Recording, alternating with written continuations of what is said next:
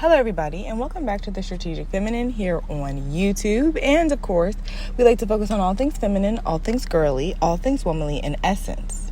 So if you're interested, do not hesitate to like, comment, and subscribe, and stay tuned for the rest of the video. So, I know. I've just been out here on these YouTube streets like everybody else. I've been minding my business like everybody else. And I've happened to see a few videos that have very much taken off, and I just hate to do this to anybody that, really makes content and they're successful at it. And I think that everybody's allowed to have their opinion for the most part, but that means so do I, you know what I mean? So for my strategic girls, I just want to, come into my little sector and talk about these recent videos I've been seeing of the correlation of, black male attraction. I mean, to me, it looks like the girls are begging these niggas to like their hair. I mean, I don't know what else to tell y'all. Like, I don't know what else to say. Like, I thought we were over this as a collective. I thought we were past this as a collective, but we still see that a lot of y'all, and I'm not just talking about this creator here. No, the creator is not the focus of the video. It's the audience. I'm talking about the 40,120K of you girls that tapped on that video.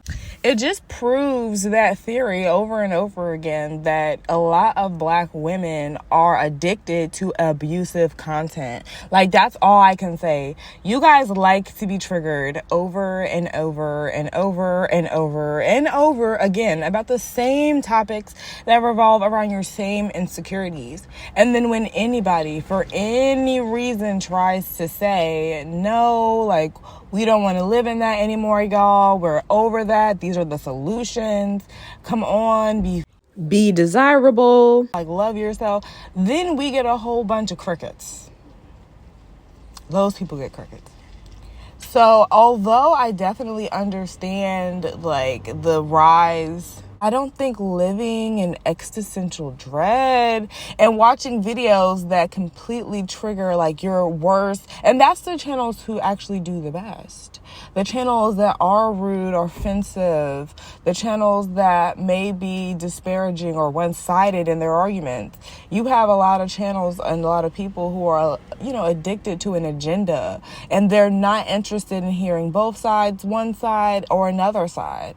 And that's why you see people who are balanced or who have, a multifaceted mind, so they're able to understand multiple different perspectives. People like that, people like me, we get called pandering because we understand that just because how you view things, that doesn't mean that's the global standard or that's just everybody's narrative. There's different narratives out there for everyone. People have different storylines, if that makes sense.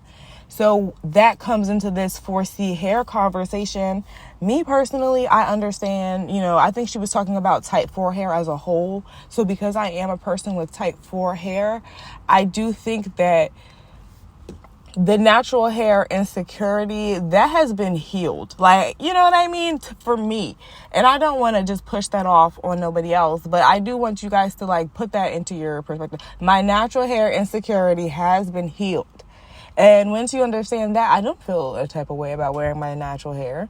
Now, I do know I have to make sure that it's kempt and I style it.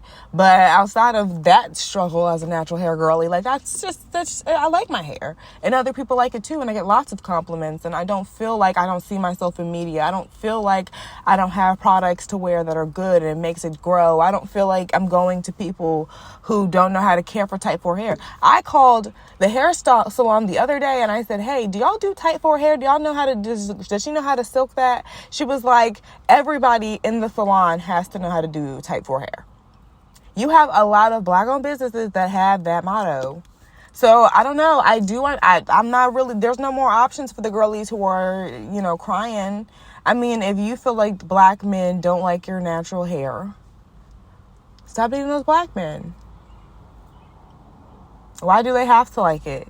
I don't think that's something for them. Like, they don't have to like it. The people that I be with, I ask them, what hair you prefer? You prefer weave or you prefer natural hair? They always say natural hair. Now, even if they're lying, they have the cognitive ability to know that I don't play about that and that you better have the correct answer if you think that you're going to move forward. So at the very least, you have to have enough respect for your own hair to be able to make those non-negotiables. You know what I mean? Every time I ask a dude what he like natural hair. And that's not saying that they're telling the truth, that they won't go ahead and go run and be with someone with looser texture hair. That's not what I'm saying. But what I'm saying is they understand the respect due to the assertiveness of wondering, like, what do they prefer? You know? So that's just what I think. I think you should have that respect about yourself. You should have that love for yourself and your hair to know, like, yeah. And some people, they want to have longer hair, thicker hair, because their hair is damaged. I know a lot of people, they have heat-trained hair. So what that means is, like, their hair really don't revert, it don't curl. And they call it heat trained, but really what that means is that their hair is heat damaged. And they really don't want to cut it because their hair may be longer, but they do like the curls. Some people have thinner hair. It's not as dense. Everybody's different. Everyone's a human being. They got genetics, you know. So natural hair girlies do have finer hair as well, even if it is paid for. So it's just talking about it in those ways to understand what type of hair you have. What's it reacting to? Is it high porosity, low porosity? And then you'll actually learn what to do with it. So, yeah, I don't know. I no longer am like crying in front of the mirror trying to get to school or trying to get to work, and I don't know what to do with my hair. In every state, I'm kind of aware of how I should take care of it, and I'm very much so aware. I can do my own style, styles better than some of the hairstylists sometimes. I really don't know how to braid, but outside of that, I be knowing how to care for my natural hair so it never really looks a mess. Or learning how to tuck it away, even if I can't, manipulate it to be, approachable. I don't think that's a good word. I don't know where the approachable came from. But, like, if my hair is messy that day, for example, and I just can't make it look good, I'm going to put on a nice little hair wrap. Cutesy. It's not a bonnet, but it kind of is. And it covers my hair. What are you going to say? I like to wear hair coverings, too. And that's just something that I do to make sure that I'm always maintaining my desirability. So I just think you girls should, learn about your hair, like your hair, so that you actually want to learn about your hair. Me personally, if I wanted to have my hair longer, but I think that my hair has grown out. What I'm actually going to end up doing is seeing if I can maintain my hair being detangled and separated throughout the year, like not a straight natural, but definitely more of like a blown out natural, and seeing how long that keeps my hair rather than just wearing it curly or wearing it in braids or whatever else I tried to do. Because although I do think wigs are a good hair growth strategy, wigs are very hit or miss. And then on top of that, wigs can show their face a lot more than your natural hair.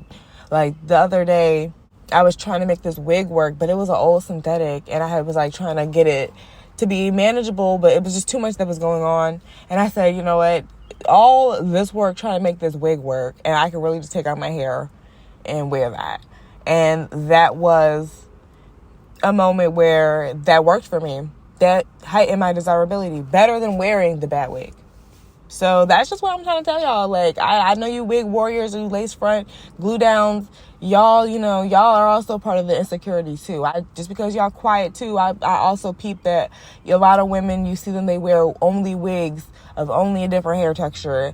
And me, when I get sew-ins, when I get those types of things, I'm getting kinky straight or kinky curly hair.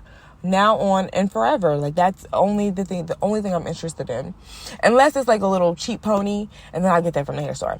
But outside of that, I always want a kinky texture hair in my head so it can blend better.